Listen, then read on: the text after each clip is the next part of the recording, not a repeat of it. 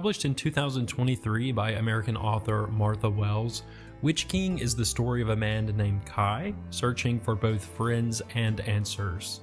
After he awakens from a magical underwater stasis, Kaii travels the world with his friend Ziede, a witch with the power to control air spirits, and together they search for her wife and brother-in-law. Along the way, they encounter multiple magical warriors who threaten to thwart their plans, and flashbacks tell the story of Kai's demonic origins and the means by which he was imprisoned. Witch King is currently rated at 3.7 stars out of 5 on GoodReads, a rating taken from over 13,000 reviews. I have to admit, I almost did not finish this book. I attempted to read it before I read Jade City, but I stopped reading around page 60 or so to read that book instead. But I was intrigued enough by the beginning of the story to come back to it a few weeks later, and honestly I'm glad I did for reasons I'm going to cover in this review. The New York Times rated this book as one of the top 10 fantasy books of 2023, and I have to admit, I just don't see it. I give Witch King 2 stars out of 5, and here is why. The plot follows a demon man named Kaii and his platonic female friend Ziede as they travel the world to search for her spouse. This world has recently endured a war, and nations are rising from the ruin to join together as a global coalition. Kaii also seeks to uncover who attempted to enslave him and suspects that his former ally may have actually been behind the betrayal. Along the way, they pick up several allies while alternating flashback chapters give clues to the politics of the present. Martha Wells, the author, is best known for her science fiction series called the Murderbot Diaries. I haven't read these yet, but they are on my list. Not only are they a totally different genre from Witch King, but from what I read, they also are much more highly rated. Even though she has won multiple Hugo and Nebula awards, her background in anthropological studies has apparently shaped her writing style.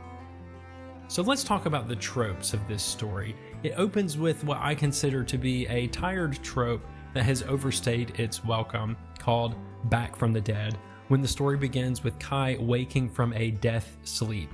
I wouldn't have been so annoyed by this if I hadn't already read this in 2 previous books this year that begin in the exact same way. The first was Project Hail Mary, and the second was 9 Princes in Amber. Both of those have the protagonist waking up from death or a death-type sleep or slumber, and they have no memory of who they are. So this was the 3rd story to have that. And I'm asking myself, is there a better way to start a story? And sudden amnesia, even though I found it clever in 9 Princes in Amber, it just isn't working here for me. It feels more like a gimmick, and that is the primary plot point mentioned in the book's official description. Another trope that bothers me here relates to the title of the book itself and what would become my disappointed perception. Known as the Red Baron trope, this is when a character has achieved an in-world nickname because of their actions, and in this case, the Red Baron is Kaii, our main character, the supposed Witch King, although once you read the story you learn that he is actually neither of those. He is not a witch, nor is he a king. Of course, when I hear that phrase, I imagine a character like the Witch King of Angmar in Lord of the Rings, or I imagine a person who leads an army of magical beings in this epic war. You have to admit, the title Witch King is a very compelling title. Unfortunately though, none of this is the case, as Kaii is a body-stealing demon, and his magic power is used to such little effect.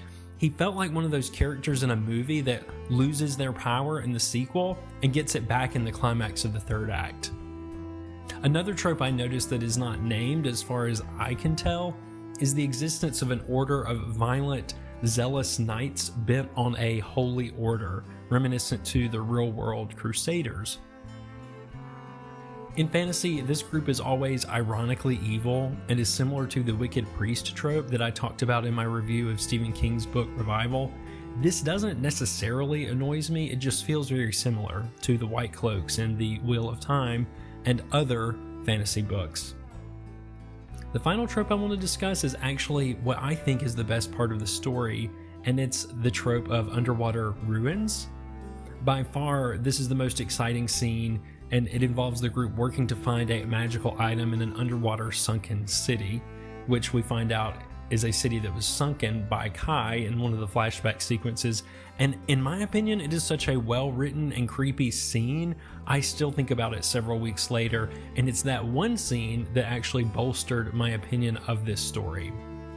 So let's talk about the pros. There are two reasons I almost DNF'd this book, and for those of you who are aware of internet slang when it comes to reading, DNF stands for did not finish. I almost DNF'd this book. The first reason is that the narrative swaps back and forth between present day and the past.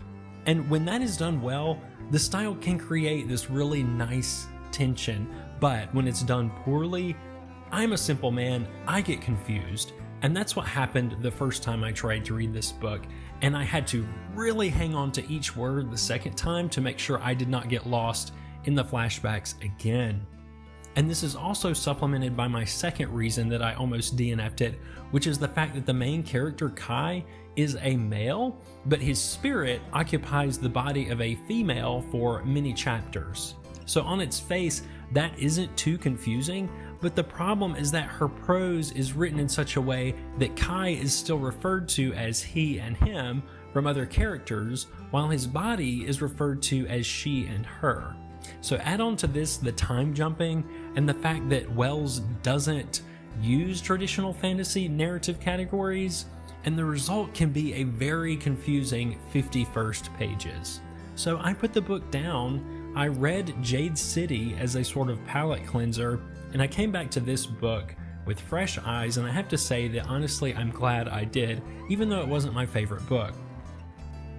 Martha Wells' prose is not too unusual for a fantasy narrative, but what is unusual is her use of inner world categories and descriptors. So what I mean by that is that wizards in this world are expositors, spells are not called spells, they're called intentions, and the cultures of the world are described without definition. Cultures like the Hierarchs and the Immortal Blessed, the Ziede, the Neant Arik, the Underearth, the Rising World Coalition, etc.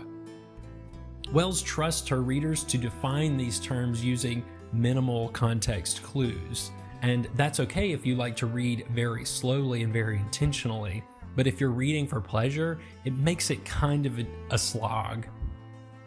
There are also classic fantasy categories like witches and demons and familiars, but they are reimagined in her world, and again, the reader does the heavy lifting of using context clues to try to figure out what is happening for these supposed witches and these demons and these familiars, because the way that they are described is not the traditional fantasy category. And it's particularly difficult in this book because of the helpful explanations of what these things are actually located in the flashbacks that happen later in the book. So by the time I arrived at the relevant description of what the Hierarchs and the Immortal Blessed and the Underearth and the Rising Coalition, by the time I arrived at those descriptions, the word had already been used dozens of times.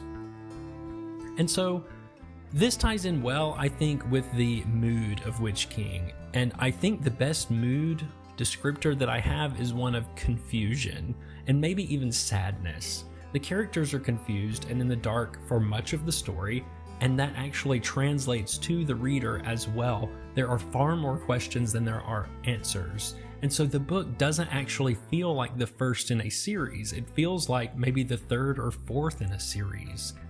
It's not a happy mood, and it's not totally depressing either.